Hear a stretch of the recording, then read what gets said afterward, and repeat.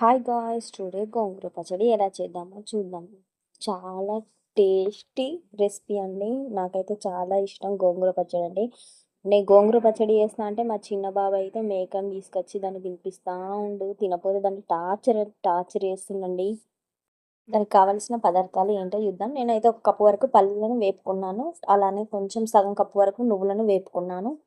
అవి లైట్గా నువ్వులు వేగాలి, బాగా వేగకూడదు. అందులో అయితే నేను ఒక సగం కప్పు వరకు ఆయిల్ వేసాను అండి. బాగా ఆయిల్ వేసాను. అందులో పచ్చిమిర్చి వేసాను. పచ్చిమిర్చి కొంచెం వేగాక ఇందులోని గోంగూర వేసి వేపుకున్నాను. గోంగూర మంచిగా ఫ్రై కావాలండి. గోంగూర తొందరనే ఫ్రై అవుతుంది. అలా ఫ్రై అయిన తర్వాత కొత్తిమీర వేసానండి. కొత్తిమీర వేసాక ఒక 2 మినిట్స్లోపు మొత్తం దగ్గర అవుతుంది. నూనె మొత్తం ఇట్లా పైకి వచ్చేలా ఫ్రై చేయాలండి. ఆయిల్ మొత్తం పైకి వచ్చేలా వేపుకున్నానండి.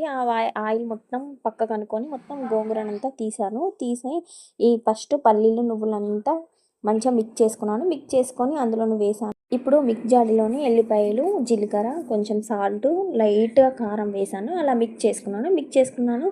ఆ బౌల్లోనే నేను ఈ గోంగూర వేపుకున్న ఆయిల్ మిగిలిందండి. ఆ మిగిలిన ఆయిల్తోనే నేను పోపు వేసాను. ఆ పోపుకు నేను ఆ పోపులోని ఆవాలు, ఎండుమిర్చి, కర్రీ లీవ్స్ వేసాక ఈ గోంగూర తీసి అందులో వేసాను. అట్లా 2 మినిట్స్ వరకు ఆయిల్లోని మంచిగా ఫ్రై చేసుకోవాలండి. అయితే ఎక్సలెంట్ ఉందండి. నాకైతే చాలా చాలా ఇష్టం అండి. 10 డేస్కి ఒకసారి చేస్తాను. సూపర్ రెసిపీ అండి.